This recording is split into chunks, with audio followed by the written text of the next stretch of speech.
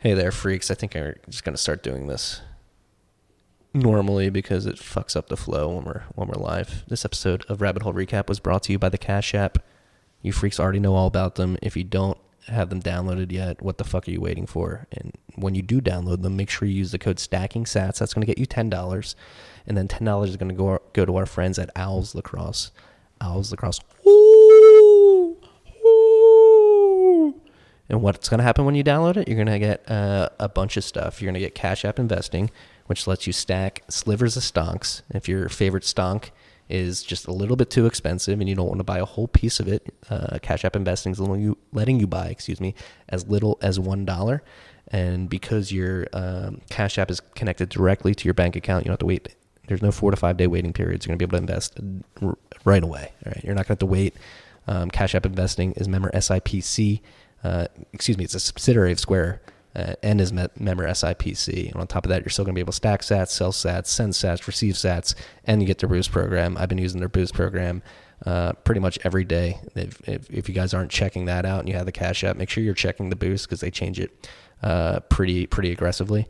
And you're missing out on those deals if you're not checking it. So go download the Cash App, use the code STACKINGSATS, get your $10, send it to Owls, and just be dope.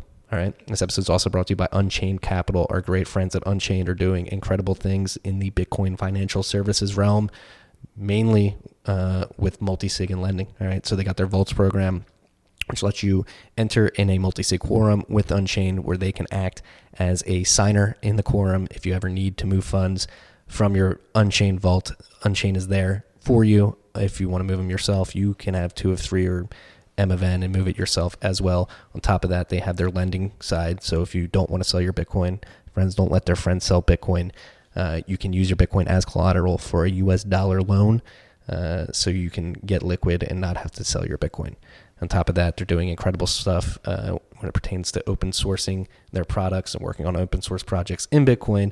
Most notably, they have Caravan, which open sources their multi-sig quorum, so you can create that yourself and just cut Unchained out if you so please. They're working on things like Slip 39 and Hermit as well, and then Parker, Druve, Joe, Phil Geiger and company are writing some incredible content on their blog. Parker, most notably, as Gradually Then Suddenly, which got tweeted out by Fidelity Assets this week. Fucking awesome. Fidelity Digital Assets. They're pumping out good content. So go to unchained-capital.com. That's unchained-capital.com. Check it out. Set up a vault. Take out a loan if you don't want to sell your Bitcoin. Check them out. Enjoy this episode. Good rip. What is up, freaks? Welcome back to Tales from the Crypt. It's your boy Marty Bent here with our boy Matt Odell. Bullish as fuck. For another edition of Rabbit Hole Recap. Bullish as fuck. Why is that? Is that because we're at sitting at $9,735.00 according to Clark Moody's Bitcoin dashboard? I feel it in the air. It feels like the bull's back. Oh. I was feeling the same way a couple days ago. Now it's like at the point where everybody's bullish, and that always like makes me Gotta stay humble. Crazy skeptical. We're block height 616,273 this week. This is a topic we threw on the end of the list, but might as well mention it now while we have Clark's dashboard up in front of us. The number of transactions that have ever been conducted on the Bitcoin network passed 500 million earlier this week, currently sitting at 500,489,783 transactions. That's pretty cool. With 9 million alone this last 30 days. Yeah. So massive. That's a lot of transactions. $500 million. Nobody uses Bitcoin. Nobody uses it. That's Again, that's a stat that can be gamed. Super easy to game. Super easy to game, but it's actually expensive to game. Satoshi Dice proved that with blockchains with lesser fee pressure. Like if fees are super cheap, you can just send millions and millions of transactions to yourself. Yeah. For like no cost. Yeah. That's why like EOS, it looks like EOS has so many transactions. Yeah, and BSV, they do this with their weather data and shit like that. Yeah, pretty much all the altcoins, but just to different levels, right? Like on Ethereum, it's happened. Yeah. or at least it could happen very easily. Yes, a lot of gameable stats out there. The cost for including transactions isn't high enough, and the network effect isn't great enough. We got a shout out this week. I like this shout out. We'll get into this and then we'll get into the topics. This is a Bitcoin developer shout out. Henadi. Not sure what that means. Massive shout out to Bitcoin core developer Hebasto. How do you spell it? Hebasto. Keep grinding. PR reviewing machine. Pick him up, Square. Check him out on github.com/Hebasto. Again, that's Hebasto. His Twitter is at HHEBASTO. This is a PSA. Please directly support any and all Bitcoin core developers. They are your front line for securing the protocol and ultimately your Bitcoin. Thank you to all Bitcoin developers. Don't know who that's from. Well, thank you for the shout out and thank you for your service, Hebasto. Hebasto. Yeah, I've not had, honestly, Hebasto is not on my radar. Thanks for pointing that out, whoever. Could have been Hebasto. This could be a self-pump. We don't know. I kind of dig that too. And the other thing to mention here is that GitHub has a Patreon-esque program now. I think they call it GitHub Sponsors. Yes. Which is clearly not censorship resistant, but you can set up monthly reoccurring donations to any developer who's enabled it through GitHub. And right now, I think Microsoft, who owns GitHub now, I think they're matching donations for a promotional period. So you can get Microsoft to contribute to core devs. I know Jeremy Rubin set his up. I saw that. Exactly. So Microsoft matches a bunch of those donations. I didn't know they were matching. Good for Microsoft. Probably not forever. No. It's definitely just because they just launched the program. Yeah. So go support your local Bitcoin dev if you want to. You can do it individually. It's a big, Jeremy and I talked about it when he was on the podcast a few weeks ago. It's a big, it's a problem that's becoming less of a problem, in my opinion, with the Square cryptos, chain codes, Blockstreams, digital garages of the world, and then you have individual funders as well. I think as Bitcoin becomes more ingrained in society, the incentive to support these developers is just going to become more obvious and more commonplace. I would love have you seen how BTC Pay handles their contributor donations? Like you go to their webpage and they have faces of a bunch of the different contributors to BTC Pay server, and if you click their face, it goes to their individual BTC Pay instance where you can donate like instantly. It'd be pretty awesome if we had a site that just had like a bunch of core devs listed, and you could just click their name and pay them. GitHub. Yeah, but it'd be nice to do if you could do it with Bitcoin, like easily, all in one place. Like a bunch of them have donation ability, set up with Bitcoin, but it'd be nice if there was just a single page, because sometimes I'll just go to BTC Pay and I'll just rain dollars on each of them. Speaking of which, how about that dude wearing a BTC Pay hat at the Lakers Portland game? That was bittersweet because dude, if you're listening, fuck yeah, that's awesome. I felt a little bit bad retweeting it, right? No. Because you kind of doxed him a little bit. We kind of doxed him a little bit, He was on TV. He doxed himself. I know. I agree. And it was a blurry face. Yeah, if you're gonna go into a place with a bunch of cameras with the possibility of being on TV, you're doxing yourself. I didn't feel. Some people tried to call us out for that. I did not feel bad about that. Yeah, I retweeted. I thought it's mostly just extremely badass. I love this hat. It's my favorite hat. I wear it like every day now. Yeah. Yeah, that was fucking cool. Let's see more of those hats places. Yeah. No, and it helped bump the sales of those hats over the weekend too. And then reminder, 25% of the profits from these hats are going to BTC Pay. Still have to coordinate how we're going to hand out the donations. I know how we're going to. How? I was supposed to talk to you about it before the pod. Rockstar reached out. He wants it converted to hats and brought to San Francisco. Okay, we can do that. Yeah, that's what I told him as well. Yeah, it's pretty easy. Yeah, we'll do that. Again, we haven't those haven't been flying off the shelf. We've sold a considerable amount, but it's a great way to support BTC Pay and their efforts. It's a sick fucking hat, and it's OPSEC friendly. Yeah, unless you get on TV and someone tweets out a picture of you. Yeah, exactly. Yeah, so those hats are there. Go check them out. We got a long list today. It's been a big week. A lot has been announced. Prices obviously going up a bit, and a lot of shit going on around the world. Coronavirus has not gone away; it's still here. But we'll start with some Bitcoin related stuff. Casa, I'm sure some of you freaks saw their announcement. Jeremy Welch is taking a step back to deal with some family issues, and Jameson and Nick Newman are taking over the reins of the company. On top of that, they will no longer be selling their nodes. So the Casa node 2 is going to be the last hardware node they release, at least at this point. They've also reduced their gold package to $10 per month, and they're really going to focus in on the self-sovereignty security aspect of their business, really focusing on inheritance, self-custody, and all that good stuff. Yeah, so Nick Newman's going to be the new CEO, and him and Lop are going to take over a lot of the roles that Jeremy had before. So that seemed like a good team to lead. Nick is awesome. I've talked to Nick a lot. Everyone knows Jameson. Nick's more behind the scenes.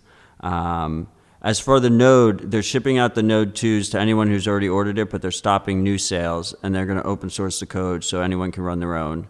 Shout out to White Rabbit BTC, who he installed my node to his Casa node 2. Instead, he wiped Casa's software and just put my node on it, which might be a good option for people to consider. You just basically load my node onto the SD card, and because it's just a Raspberry Pi with SSD already. And then you get Electrum, all the other stuff that my node already offers. More open Lightning experience. You get to use Zap and Zeus and stuff like that. The $10 multisig is it's a gold plan, $10 a month. It's like almost half the price. And so you're paying basically to have a service provider, in my opinion, be there to sign for you if you need them. Yeah, it's a super easy interface. You can use it with a hardware wallet. You can use it with 2 hardware wallets, or you can use it with a hardware wallet and your phone holding a key. You can use different brands, relatively easy. I've tested it all out. It's fantastic. With the one caveat with all these cosigner services is that they do know your balances and your addresses, and you're trusting their node in terms of like verification of your Bitcoin. But as far as multisig, it's a very easy option. Yeah, so that's there. Thoughts and prayers going out to Jeremy and his family. I know it had to be tough to take a step back for that, but it must be serious if that's the case. Family first. Much love. Yeah. Hey, we tell people to fucking speak up. We speak up. It seems to have worked, particularly with Wasabi. It was like a day later. So if you freaks haven't heard yet, they've fixed they removed the fixed fee address. So now every round it fetches a new fee address from the coordinator, and then they have like a fallback hard-coded XPub if it's not able to pull the address. So, I mean, it's good to see. It's definitely an improvement. It's a slight improvement. People should understand that you can still easily see these coin joins on chain. But hopefully we've seen a bunch of flags recently. I think we've seen, what did we say, 4 flags? 4 or 5 times exchanges have flagged it. And, exchanges are that are compliant exchanges, they're making like a best attempt to police suspicious activity. So hopefully this gives them a little bit more plausible deniability. It's not like right in their face that this transaction was like one hop away from an illicit transaction. So yeah, so hopefully we'll see it. It's good to see. It's a nice improvement. But I really like that transaction zero model that Samurai is using. Like the idea that you have all of the UTXOs are exactly the same amount seems superior to me. Yeah, well, and it seems like the market is liking it more too. It was a big month for Samurai. Whirlpool usage. This is your tweet. All-time high across pools when weighted by pool size. So what are we looking at here? What are these charts? So I took I took the amount of rounds. Each round in Samurai is 5 UTXOs. So I multiplied that by the pool size and by 5 because there's 5 UTXOs. And then I added it all up to give like the amount of Bitcoin that's gone through. Because there's 3 different pool sizes, right? And they're independent liquidity pools, but it's just like a nice little metric to track it. And what did it come out to, like 350 Bitcoin or something like that? 356. But you have to keep in mind those are remixes and stuff.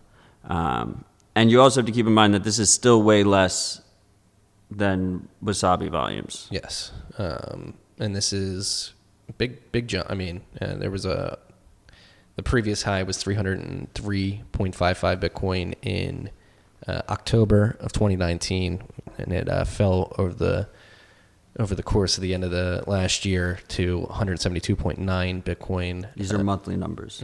In December, and then January had a big pop, more than double what it did in December. So part of the reason is because they're testing out mobile mixing, and I'm in the beta test of that, or the alpha test, I guess even. So, I mean, that's the expectation. The expectation is when people can just, pair their phone to their dojo with a QR code and just press the mix button on their phone, there'll be a lot more liquidity. Because the one thing about the transaction zero model that Samurai uses is that it does require constant new liquidity entering the system. Because otherwise mixes won't happen. Every mix requires at least 2, my understanding is the way it's set up right now is at least 2 new UTXOs that have never been mixed before have to come in and they pay for the actual round of the mix, right? Yes. So, I mean, and this is a big time. Like there's more Monero stands in my Menchie's this morning, man. People love Monero.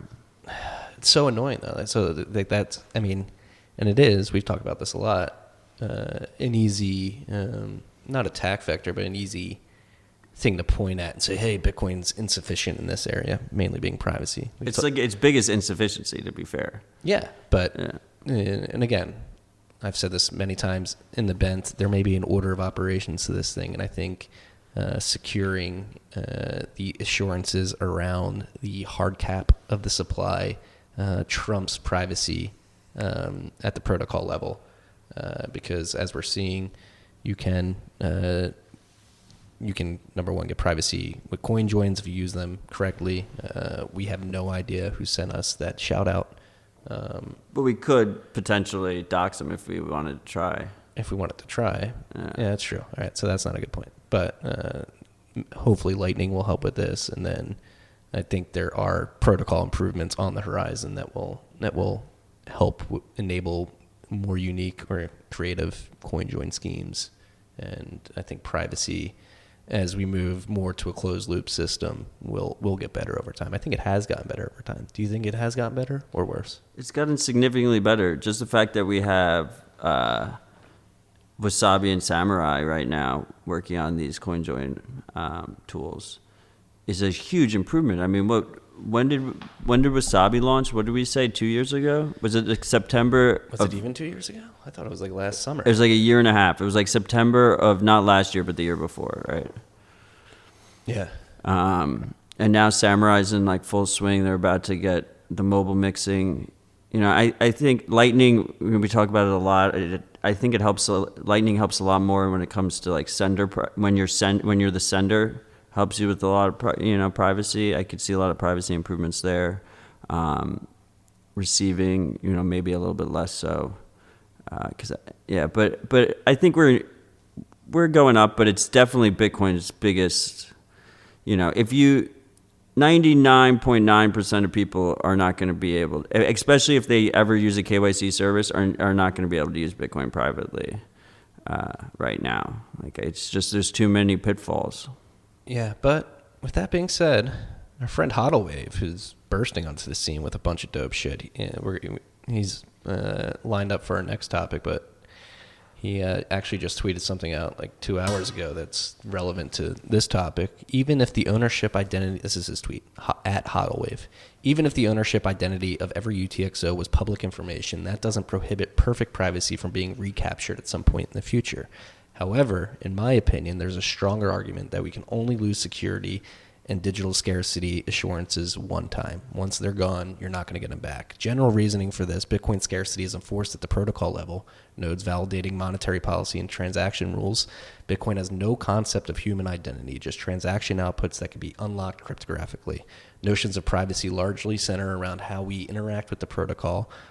For example, buying from KYC exchanges subject to government regulations, broadcasting transactions that network observers can use to make inferences about ownership, and to some extent, there are already solutions that solve these problems for those that can use them. BIS network is one, running a node and broadcasting transactions over Tor is another, increased liquidity resulting in more of Ragnar's Bitcoin circular economy. That's coming. It's just going to take time. And it's just in the nature of the traditional system interacting with this alien technology. Yeah, I mean, I don't disagree. I just, obviously, if we fuck up the soundness of Bitcoin's supply, then it's hard to ever come back from that. As far as every UTXO being known, or like that, you take it to its logical extent that every single UTXO is known, it would be hard to, we would be in a hard time that, like, for actual Bitcoiners, like, the system could survive and it would probably usher in more privacy, things to make it more private to combat it. But, like, if we had states coming at us and, like, most UTXOs are known, like, it would be really bad for Bitcoiners in that particular time. Yes, but again, it's what's easier to preserve. Like, you could find privacy in the future once the assurance of the supply cap's broken. You don't really get that back. No, yeah, you have to be conservative. You have to be extremely conservative. But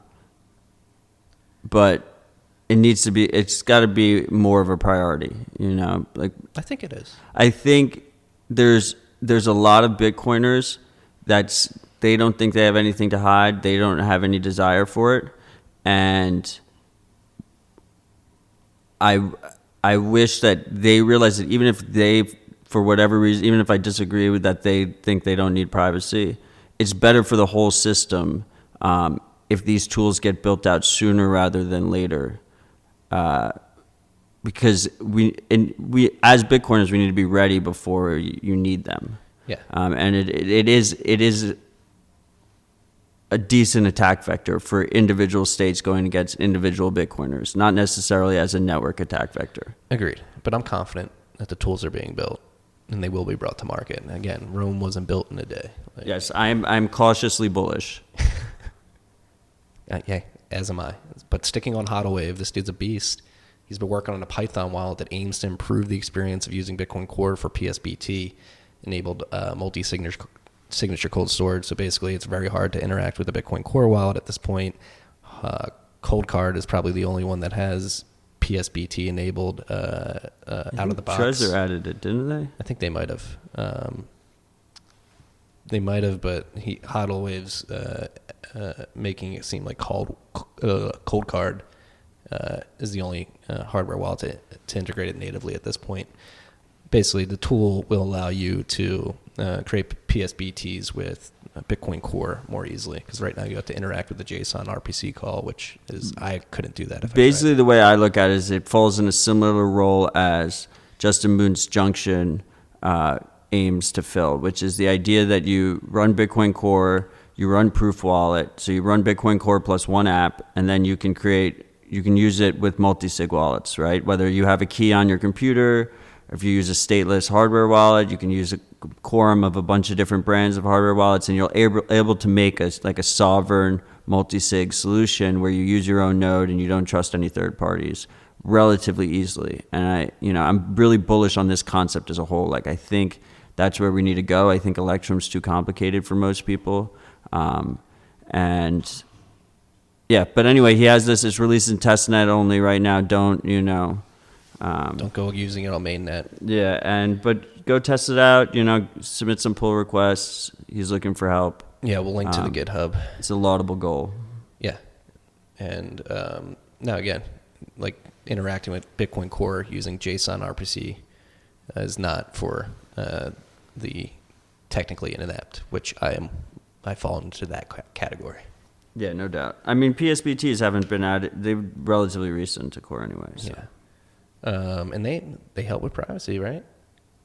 In a way, like if you construct a transaction offline and broadcast it somewhere completely different. I mean, like everything else. Yeah, Nuance, I guess you could do that. Nuance. But yeah, there's a lot of nuance there. Yeah. So this is... but it definitely, stuff like Proof Wallet helped. If PSBTs help enable more people to use their own full node when they're checking their wallet, like their balances and stuff, then that's huge. Like one of the biggest privacy vulnerabilities that no one ever talks about is like fucking all the people using Trezor and Ledgers, right? That's like 2 sets of servers that just have like tons of UTXO data. Well, that's actually... we don't have this on the list. I'm happy you brought that up. Malik pointed it out earlier this week. The number of nodes running through Tor is at an all-time high right now. Well, it's nodes that contribute that seed blocks to the network. Okay. So there is visible nodes, right? Like Luke has his famous chart where non-listening nodes. The other thing is BitNodes finally like fixed their crawler. So for a while it was underreporting Tor nodes. And then the other thing is I think it's like 16% of reachable nodes that BitNodes is pulling up, which is fucking great to see. The only reason it's the most is because all the other ones are split out by ISP, right? So like you have like AWS nodes, you have Azure nodes, you have all the different ISPs where they're located. And like Tor is the biggest group of those. But still fucking awesome to see. And I feel like a lot of it is because of Lightning. Natively just running it through Tor, things like... There's such an advantage to running a Lightning node through Tor, because if you don't, you're literally just exposing your public capacity, your public balance there. Yeah. That maybe more people are running Bitcoin Core nodes through Tor as well. Yeah. No, and this is actually a good segue into the BitMax Research. They were listening to the pod. How cool is this? This is fucking them and Wasabi. Yeah. So BitMax Research, they updated their most recent, actually I don't know if it's their most recent post, I think it was part 7 of their Lightning Network series. They've been doing an incredible series on the Lightning Network, just explaining how it works, dissecting data. One of the most recent, I think it's the most recent, I don't know if part 8's out yet. They broke down the proportion of public versus private nodes, which we talked about last week, and the breakdown of channels, not private and public nodes, private and public channels. Breakdown is about 72% public and 28% private, but that does not tell us how much Bitcoin is locked in there. They went back and crunched the numbers after we asked about that, and the private node influence is a little less when you take that into consideration. Private channel. No, private channel influence is less because as a percentage of total Bitcoin locked, again, the number of channels is 28% private, 72 public. The amount of Bitcoin locked in, I don't know the exact. It's 12%. Number. Yeah, it's 12% and 88. So 12%. So 28% of channels are private, and they account for 12% of the Bitcoin capacity. Yeah. On the Lightning Network is the estimate. Yes. And they're pulling data from 1ML. They're using 1ML.com's API. And the non-cooperative closes and extrapolating. Yeah. Yeah. That kind of makes sense to me. I didn't listen back to our last RHR, but I think that's what we were guessing. Yeah. Maybe we weren't, though. I don't know. But that makes sense to me because private channels are usually from a mobile wallet to like one routing node, 2 routing nodes. Routing nodes don't really use private channels. Do private channels help with privacy? I mean, they do a little bit because you're not publicly broadcasting the capacity. But the end node knows where it's coming from. I think do Taproot should help more because you can still see it on chain. That's how they're extrapolating here. But I guess it just looks like a 2 of 2 multisig unless it's a non-cooperative close, and then you can tell that it's a Lightning transaction. Yeah. Lightning open close. So private channels do help, but obviously they're not going to help you with the node you're connected to. And when you're receiving, the sender doesn't know that the private channel is there, so you actually have to, your invoice gives up that private channel exists to let it know. It gives a routing hint to let it know. So you're trusting that the person that you're sending an invoice to isn't sharing that information. Right. And then this is different than running a node through Tor or running it on ClearNet. You can run a node on ClearNet and also use private channels. So obviously best to use Tor plus private channel. Yeah. But it seems to me, I mean, we're not experts, but it seems to me that like if you run a Tor node, you run a personal Tor node, you have a private channel open with like one big node that you like kind of trust. As long as that big node doesn't fuck around with you, you probably have pretty good sending privacy. And if you coin join before you open the channel in the first place, so you like coin join, have a Tor node, open a channel with one big channel with a routing node of choice, and then never receive, only send, you might have some, there seems like privacy gain there. Yeah, it seems like it. Tim Ruffing sunned me on Twitter a few months ago I mean, you're still you're trusting that routing node. That routing node could just be logging everything, and then there's zero privacy again, whatsoever. It seems. Well, while we're on Lightning, I'm like very bullish on Lightning, even though people are poo-pooing it. Lightning Labs this week announced the closing of another Series A round. Because they already had a Series A round. Right? How can you have two Series A's? Is that a thing? Did they extend the Series was it like A? Ongoing? I don't know. What? $10 million this round. They raised $10 million. Yeah. And they announced the launch of the Loop beta, Lightning Loop beta, which is an app they've been working on to help around UX of onboarding and offboarding people on the Lightning, merchants in particular. And Elizabeth Stark wrote a great Medium post entering the decade of Lightning, sort of laying out what she sees as the big steps for the next decade, and particularly revolving around Lightning and how it may be the thing that is talked about over the 2020s. It's talking her book. Yeah, it's true. Lightning Loop is interesting, the beta release, because they've been talking about it for a while, and the idea is that you can rebalance your channels without having to open and close them. Right, you're doing like an off-chain swap. Yeah, you're doing an like on-chain swap. Yeah. But what's interesting is they have a centralized server that does the loop, and they're charging for that service. So if you loop out, it's going to be 0.05 to 0.5%, and if you loop in, it's 0.1 to 1%. And I've been wondering this for a while. Why are people investing in Lightning Labs? Like, how do they maintain L&D, but where do they make a profit, right? So supposedly they're going to be releasing a bunch of services like this, tools and services that they're going to charge fees on. Is it good or bad? Well, we have a lot of Lightning teams, working on different implementations. We have like 5 implementations now, but 3 big ones. Lightning isn't just Lightning Labs. I don't think there's necessarily a problem with it. Yeah. And I mean, speaking of other implementations, Eclair version 0.3.3 was released this week by Async. The big one there is multi-part payments, which the other two, Similar Lightning and L&D both added multi-part payment support already, so Eclair is pulling up to meet that. Yeah, and this is actually pretty big too. Deterministic builds, so the core Eclair library can now be built deterministically from source. There we go. Just got to slow it down sometimes. Awesome.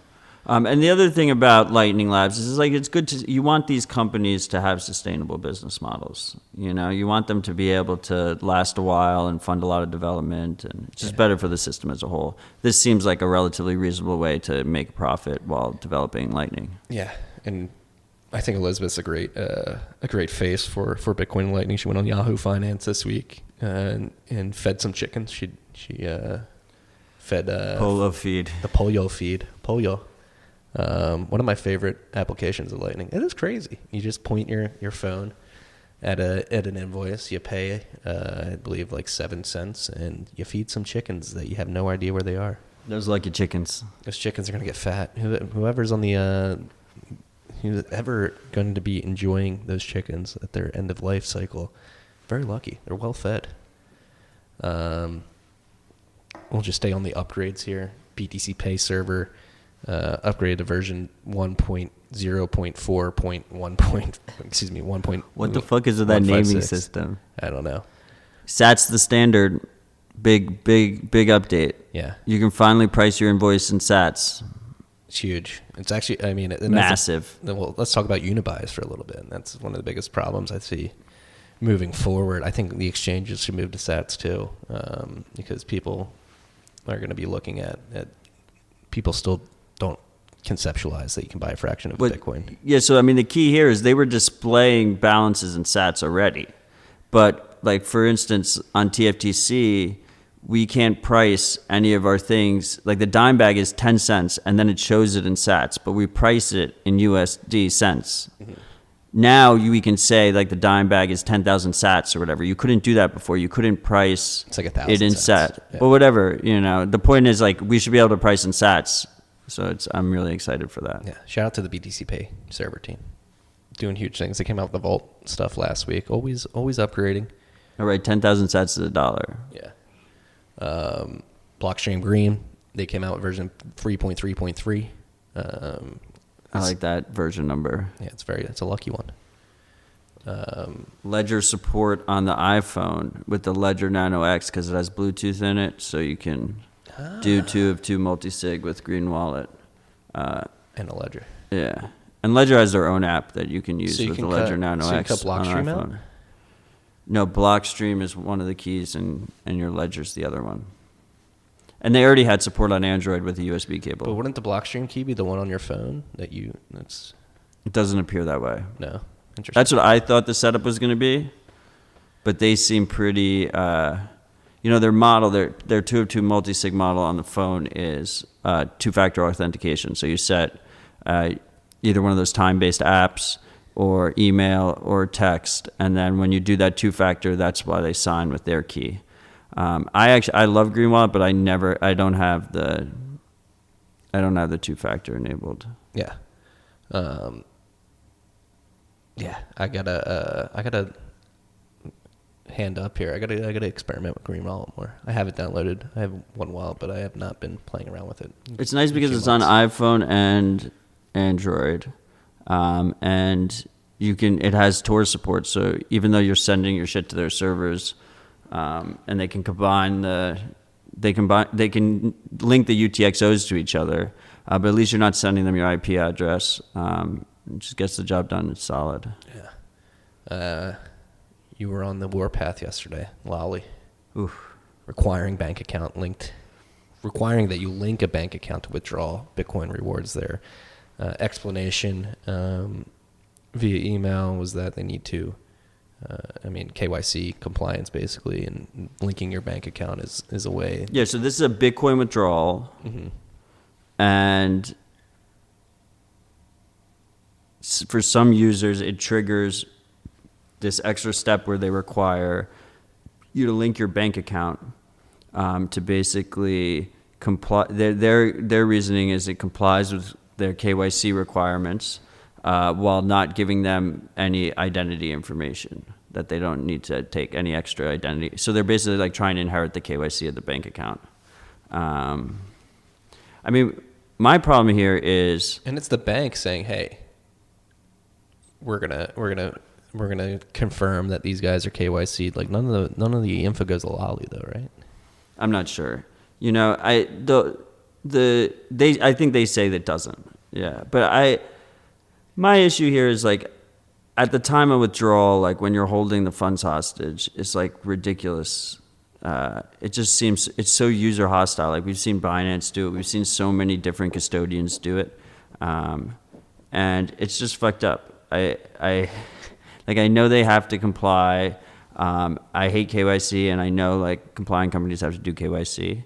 I think all KYC should be up front instead of like after users, especially since with like Lolly, there's like a 90-day waiting period for your funds. But let's be clear here, like Lolly was never a private service to begin with. Like they're getting tons of information about you. It's KYC, like as Janine says, KYC light. Yeah. but this takes it to another step. And just to be clear, this wasn't a bank withdrawal. It was up to a Bitcoin address. And a couple of people have reported it since. At CryptoPamp was the first person to post a screenshot, but Fartface, our buddy Fartface, confirmed it. A couple other people. Shout out Fartface. Go buy BitPiggy. Yeah. So not great. I mean, even before this, like I really liked Fold's model better. At least I think for Lolly might be more easier for a pre-coiner, someone who's never been a Bitcoiner, to use that interface, like the way they have their referral system set up. But with Fold, like if you're a Bitcoiner and you're willing to go through the gift card route where you're manually pasting gift cards in, it's nice because you can do it without an account. You instantly get the sats instead of waiting to see if there's a return or something because it's a gift card.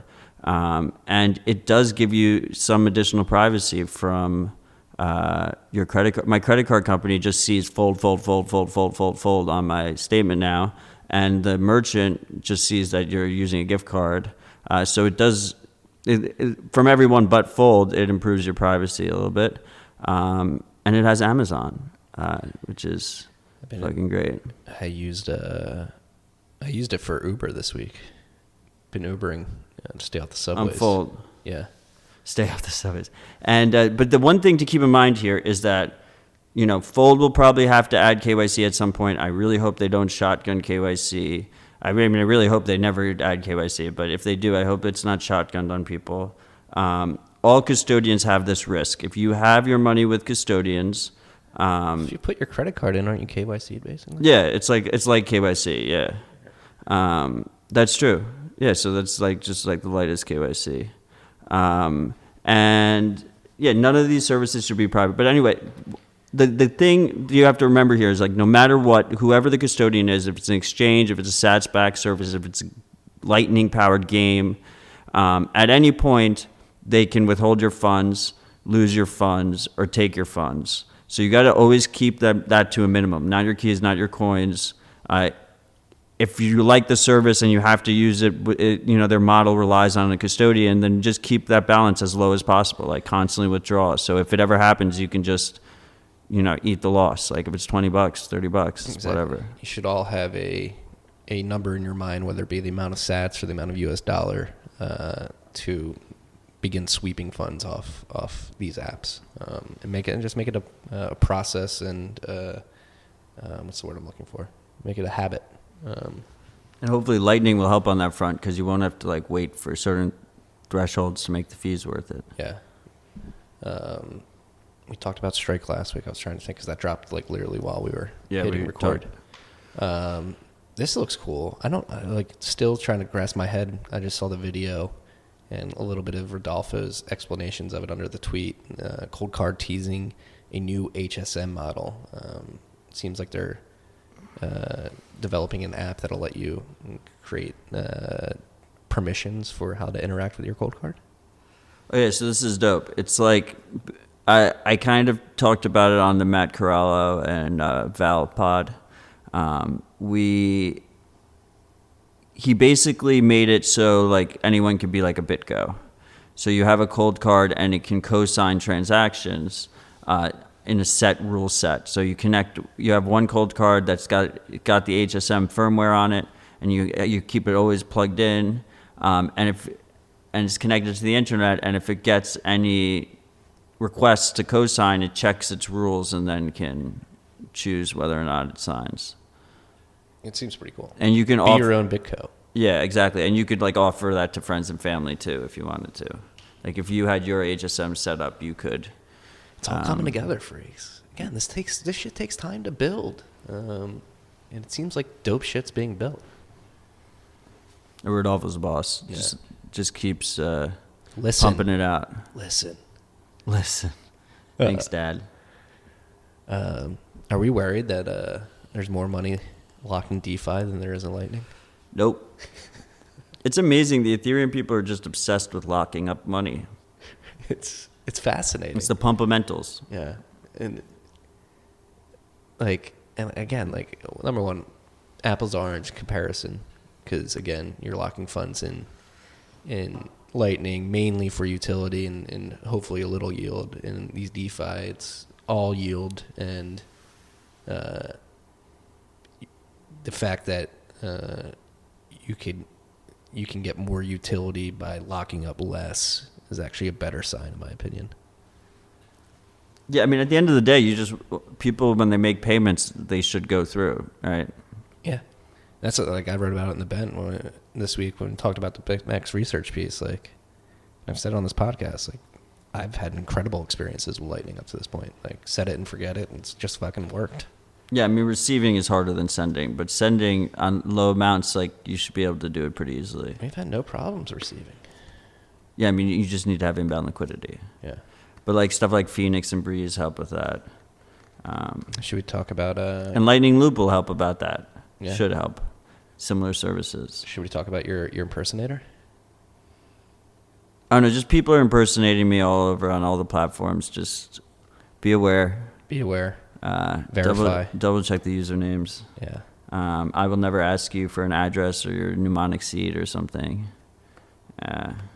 No, I will never ask you to send me money, so keep that in mind. Yeah.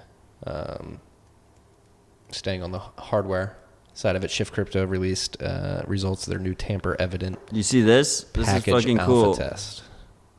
I did not see it. So they like created. Do you remember when they created this tamper-evident package to begin with, like a couple months ago? And then they asked for beta testers, and they sent it out, and they were like, try and break into it without people knowing. And it seems pretty cool. So what are they're using? So freezing bitbox TEP to minus 196 degrees Celsius. Well, that's just an attempt Yeah. to see if they can. They have like this little pouch in the top that has these little Beads. yeah. And so they take a picture of how it looks, and the idea is if the pouch gets manipulated in the open, then you can compare it to the picture, and you can see, because it's what we talk about on the podcast a lot, which is supply chain attacks, when you get your hardware wallet mailed to you if someone intercepts it in the middle. Yeah, this reminds me of, I believe Peter Todd talked about it a while ago, of another way this seems similar to if you were to like gloss over a part of the packaging with nail polish with glitter in it and take the picture. Similar to that. Same idea. Yeah. The glitter polish. Yeah. Again, people are supply chain attacks are something that freak me out. We're actually going to be doing a giveaway on dig.com. We're going to start launching Shill here.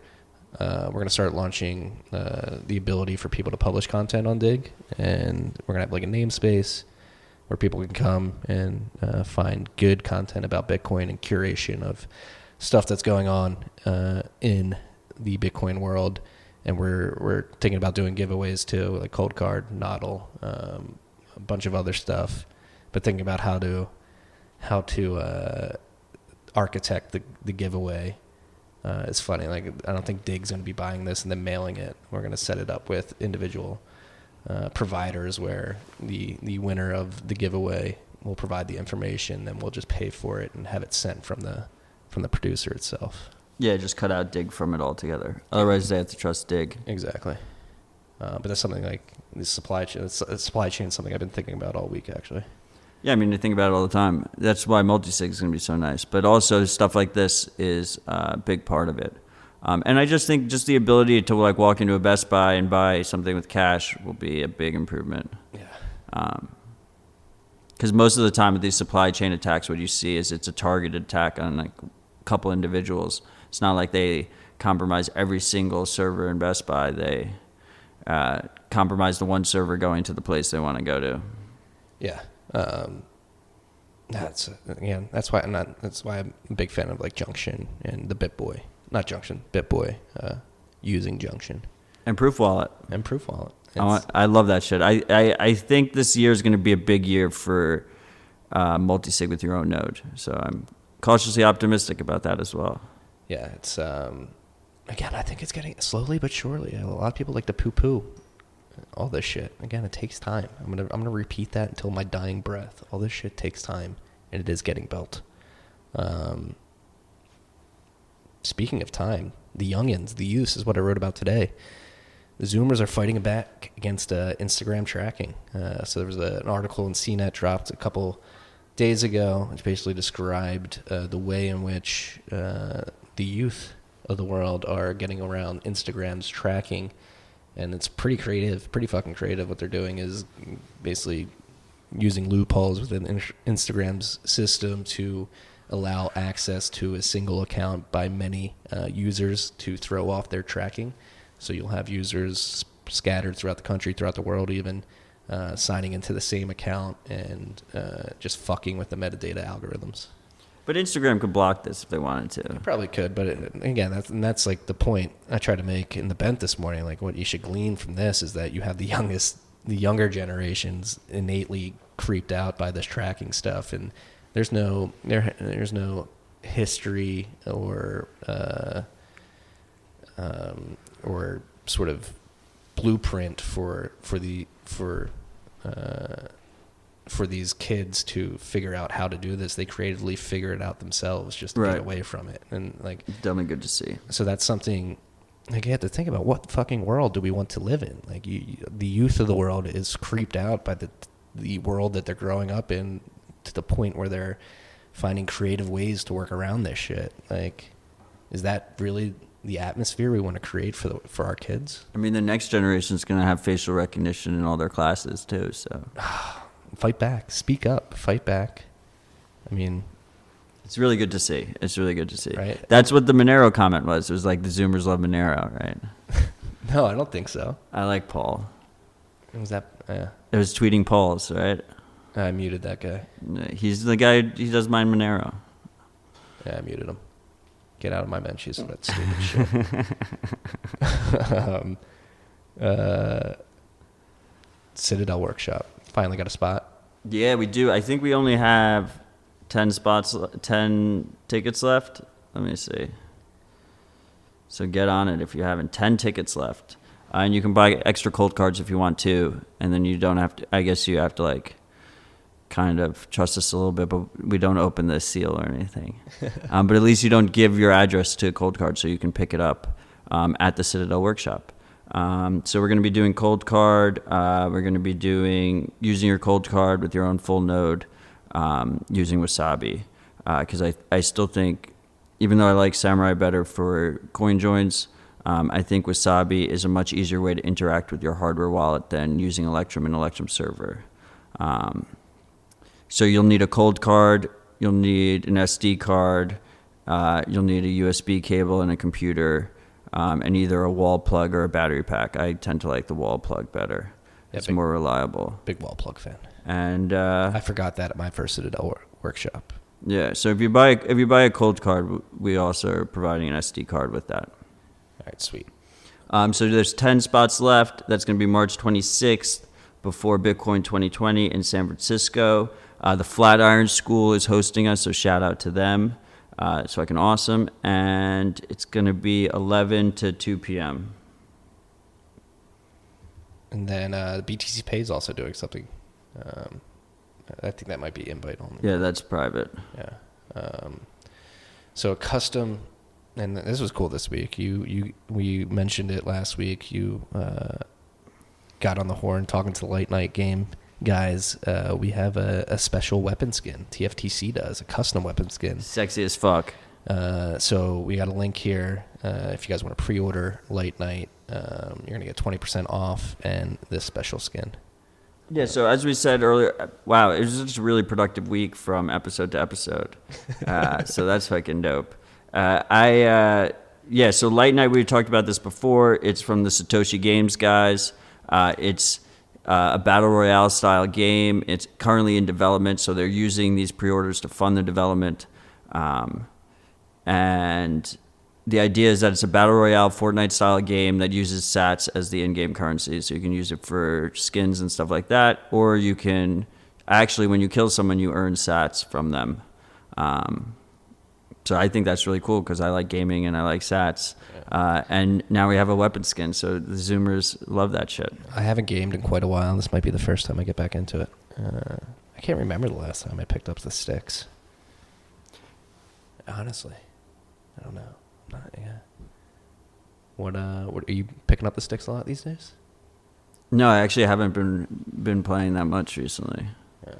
But I will when Light Night comes out. I'm super excited for it, and I like that you support the development of it. It could be a big thing. So Yeah. That's all we got on the topic list. What are we riffing on? Oh, Matt just I just spilled coffee all over myself. spilled coffee. You want to talk about Zero Hedge for a little bit? Oh yeah, we can do that. Zero Hedge banned, and actually found out Project Veritas just got banned yesterday as well. Found that out before we hit record. It seems that Twitter is cracking down on free speech. Again, it's Zero Hedge. They got in trouble for their coverage of the coronavirus, and their account has been banned for life. They said it was for doxing, right? They said it was for doxing. It wasn't really for doxing. The information was public that they shared, but then they probably did what they implied was a little pay him a visit. Yeah, it was very uncouth. Yeah, and I mean, I'm a little bit torn on it. I don't think anyone should have the power to block anyone off these platforms. Like, I think we need platforms that are distributed so people can't. There's no central control over them to begin with, and then you wouldn't even be in this situation. But at the same time, like, the reason they really blocked them is because that headline that they ran with was like, it was the most alarmist article ever. Like, I remember seeing it when it posted, and it was, they were saying. It was basically like there's an HIV flu that like the Chinese made that are gonna like kill us all, and like people were panicking like fuck, and Twitter panicked and got them on a technicality on the docs bullshit, right? Like that's what that was. But do we know what's true and what's not? The likelihood that the Chinese put HIV into SARS or whatever to create this like super HIV bug thing is very, very, very negligible. Very low. But again, we don't have all the data. We don't know what's true, what's not. And I'm not saying it's true. It's a slippery slope, right? Like, who do we want the arbiters of truth to be? And Francis Paulette from Bull Bitcoin tweeted this out a couple days ago. He basically jumped into Twitter's new internal rules. And so their new rules will now label tweets, provide warnings, reduce their visibility, and provide their own alternative explanations of what is true and what is false. So if it falsely depicts content as reality, Twitter is going to flag it and present what they deem to be the truth. And that's where the slippery slope enters. Like, who is the arbiter of truth? No, yeah. I mean, like I said, I don't think these, like, anyone should have the power to censor these platforms. Like, I think we need to move to a place where, because the problem here is that Twitter they put themselves in this fucking, and I think that's why, like, Jack wants, like, is launching this Blue Sky group that he has to try and distribute Twitter out more and make it more of a protocol than a company, because they're in this fucking like, this terrible situation where they're being held liable for the stuff that gets shared on the platform. So then they have to step in and do this fucking shit, right? So really where we need to be is we need to be in a position where it is a protocol and it's not a company, and that no one has that control, so it's just all fucking moot in the first place. And even in that situation, there could still be moderation. You just subscribe to like different moderation policies or whatever, and you'll have choice. You can move around. It's not like one company has control over that shit. Yeah, I mean, this is a topic that has me torn, because Twitter is an app, a company that's provided my life with incredible value. I would not be here right now without Twitter. Twitter, as a networking tool, has got me to this point. Undoubtedly, the most powerful tool in my life to get me to where I am today, as when it comes to networking and meeting people, meeting you, and yeah, we met through Twitter. Yeah, a bunch of other Twitter people. love, and it's just like, it's so disheartening to see them having to do this shit, and them doing it. And like a lot of people want to blame Jack singularly, but I do think that he does not like having to do this. I mean, it's bad for business too. Yeah. So it's just fuck. It's like, fuck, come on. Like, why? Yeah, and like just tomorrow they can just cut off your Twitter existence with like no repercussions and no explanation. They can just cut you off. Well, that's the fucked up thing. Like, so Michael Krieger from Liberty Blitzkrieg, he wrote a great piece on this earlier this week and basically highlighted the fact that now that Zero Hedge is banned, you can't even go back and see their old tweets or people's responses to their tweets. So you basically have like a whitewashing of history. Like, whether you like it or not, those tweets were a part of history and were archivable, but now they are not. And that's where like the censor rule gets scary, right? Yeah, I just wiping out parts of history. Yeah, I just think, yeah, it's fucked up, you know, but it's like a lost cause. Like, we need distributed platforms instead. We don't, you know, it's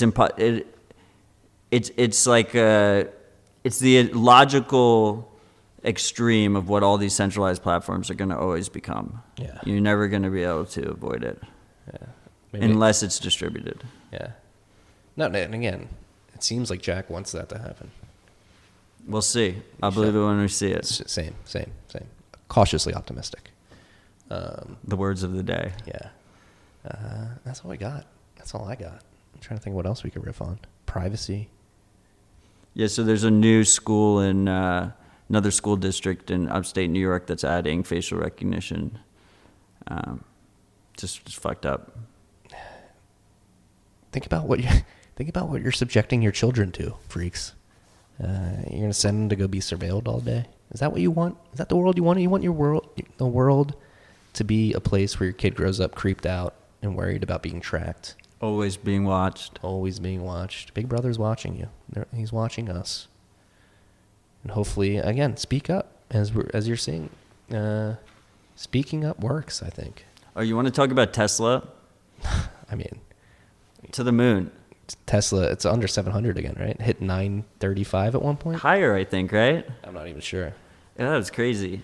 That felt like 2017. I just feel like .com. Bitcoin markets. This is like irrational exuberance defined or personified. Just top things. Yeah. Yeah, it's, I mean, hopefully a lot of people, maybe people were rolling their Tesla profits into Twitter, and that's why we pumped. Yeah, into Bitcoin? Into Bitcoin, when I say Twitter. Twitter pumped too. Twitter's up like 10% today. Yeah. It's possible, either or. Yeah, and again, it looks like I'm not going to say we're going into another bull market, but somebody pointed out today. When all-time high, Marty? I don't know. But like again, a lot of the shit coins are going to pump too, and the shills are going to come out. They've already started. I'm tired. I'm not ready for it. It's going to come though. It's coming. I'm not ready for it. It's coming. We're not ready for it. You're never ready for it. Tired just thinking about it. Yeah, just try to find the signal out there. There's these illiquid shitcoins can be gamed. Retail tends to be pretty dumb when they first get in the space. A lot of people just throwing darts at the board. A lot of unit bias out there.